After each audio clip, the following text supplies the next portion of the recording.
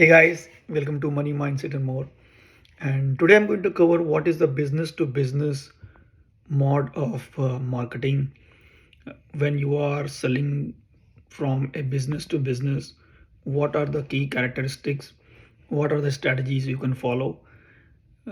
As a definition, business to business marketing or channel is something where you as a business sell to other businesses and they use your product or services to create their end product which they will sell to their customers. So your customer will be a business, and that business might be doing a B2C or they might be doing B2B as well, depends upon their business. But if you are in B2B business, then you have to make sure you have the customers which are looking for developing something for their end customers. That is very important.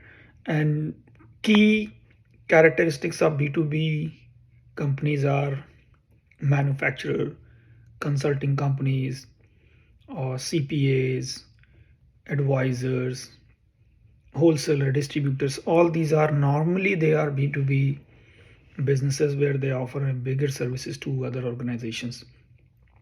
There are some of the key characteristics of these particular areas of engagements, and I'll cover those as per my experience.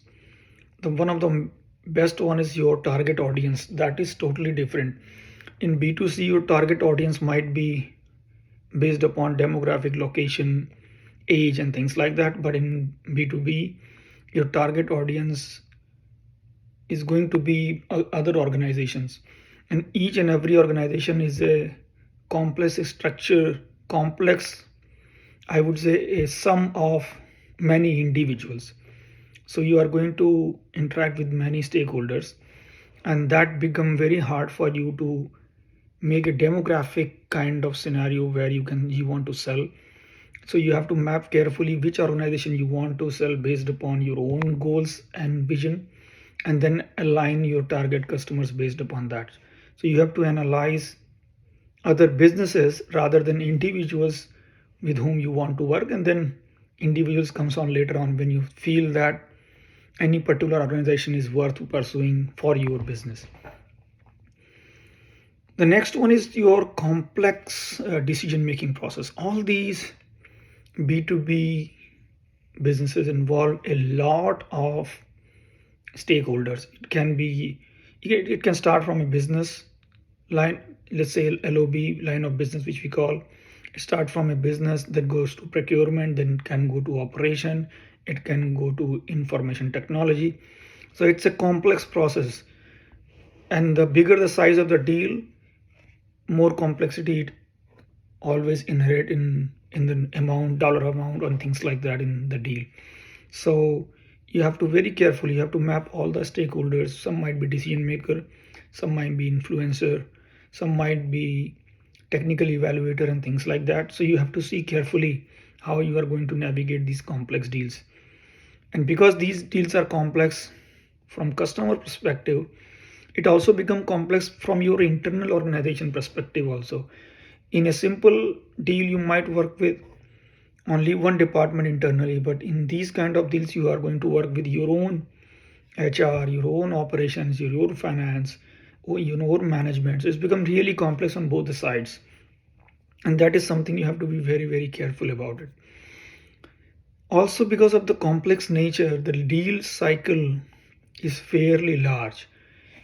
In my experience, the larger deal cycles are around 6 to 9 months. It can go beyond also, but nothing happens before 6 months. And because of evaluation, negotiation, approval process, all those things takes a lot of time. And sometimes your customer doesn't want to take a call on something.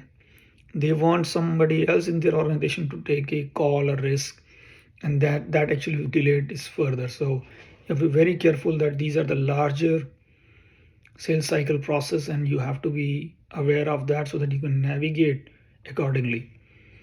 Also, these are a lot by relationship driven. You can definitely have great technology or products or services, but it's definitely relationship driven, because most of these deals are going to be running in the organization for a very long time. Let's say if you are selling your raw materials to a car manufacturer, then they are not going to start evaluating a new raw material supplier every year. So you are going to work with them multi-year. So relationship become a key in these kind of scenarios. So you have to be very careful on these aspects where you have to build your relationship to carry it for a very long time. Also, the transactions value are really higher in these. Now it depends, the value of higher depends upon what kind of business you are running, but anything, it can go from $500,000 to $100 million or even billions of dollars. Technology or infrastructure deals go for multi-billion dollar for multi-year. The transactions become very large and you have to be very careful about these. So based upon, let's say you are a manufacturer and you are supplying products to TJ Maxx or Macy's or anybody, and suddenly you think you want to work with Costco. Now Costco require totally different supply chain and volume, and probably if you are only supplying to TJ Maxx or Macy's, you cannot handle the volume from Costco with the quality standard they need. So whether you should be pursuing that particular thread in Costco or not, that has to be business call taken by you, because it will require higher transaction value, your capital will be blocked for longer period, and that can hurt your other businesses or other plans as well. So you have to plan it very carefully in that aspect as well. Also in these deals, mostly the solutions are customized because these solutions are driven by value and ROI, return on investment. So most of the time the solution will be as per the process, as per the requirement of that individual customer with whom you are working for. It will not be same for, let's say, which you might offer to, let's say, Costco. It might not be similar to JP Morgan Chase, and it might not similar to Amazon. So all will vary based upon whom you are selling, what you are selling, and what is the ROI they are expecting from you. And then comes the what kind of strategies you might need to follow for B2B. Obviously, the content marketing has to be very sophisticated. You should come up with white papers, point of views, case studies, webinars. You have to be constantly giving your messaging in that particular industry where you want to sell, that you are a thought leader in that area or industry. That's how you start building your visibility across the board using all the channels. You can also do account based marketing where you choose one specific account, let's say Amazon, and you start mapping what they are planning to do based upon their annual reports. Most of the time B2B you will have a lot of data available. So you will figure out what they are planning for next 5 years, 10 years. And based upon that you analyze your own what you call strength and expertise, and you are start doing account based marketing to different executive, different departments to promote your products and services. You will also do email marketing, which is again targeted with your combination of account intelligence, your content, and what kind of intent from the companies you are seeing in the market in the similar categories. If you are targeting Amazon and you have already done something, let's say with Walmart, you have to see what familiarities you can bring on email marketing, and then you can run it. You should also try to attend trade shows and events. Events will be on the smaller size and can be regional, and trade show can be very large and global in scale. You can definitely do that. Only recommendation I will give you that you should go with a very targeted customer segment which you want to meet during those trade shows, because some of the time these trade shows are so huge, it will have 10,000 or 20,000 people, and you will get lost in that much volume. So you go with some, let's say these are the 100 people or 50 people I want to meet, and then try to address them through your trade shows, demos, and things like that. That will work better. Digital advertising is no brainer. You have to address your audience on all platforms. If you are selling B2B in consulting space, maybe LinkedIn is a good area.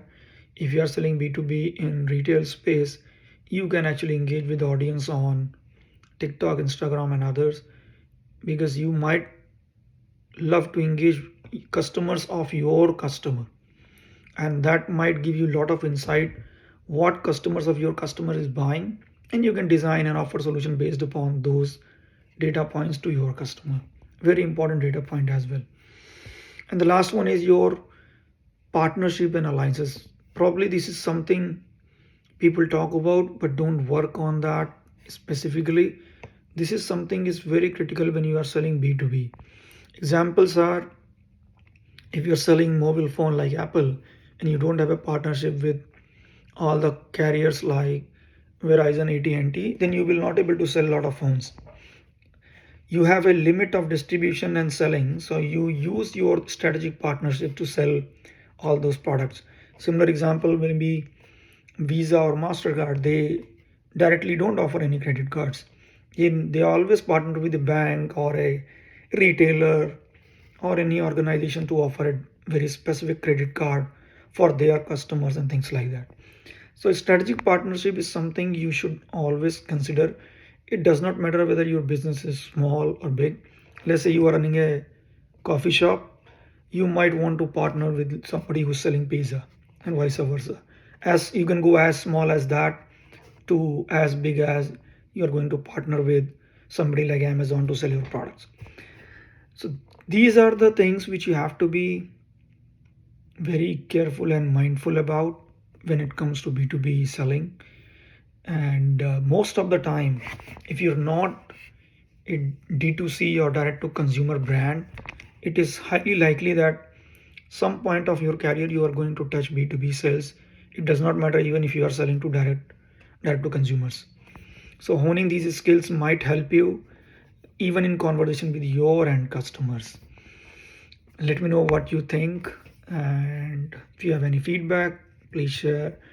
And if you have any question, feel free to ask. I'm more than happy to answer. And please like, share, and subscribe. Thank you very much. Take care.